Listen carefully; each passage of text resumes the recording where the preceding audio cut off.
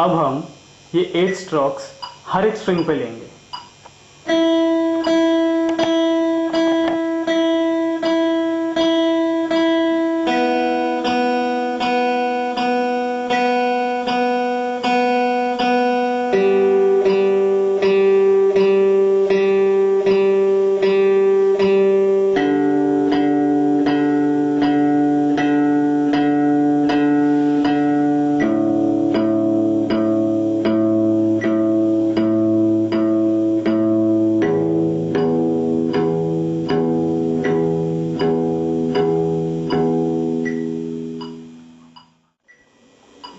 अब हम नीचे जाएंगे 5th 4 3 2 1।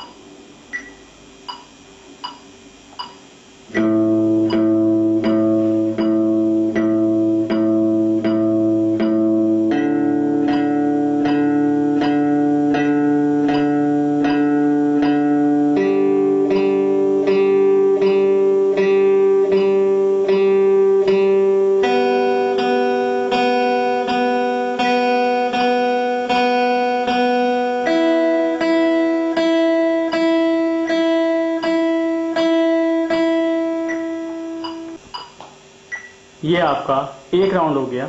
अब आपको ऐसे 8 राउंड्स लेने हैं, 1 to 6 and then back to 1।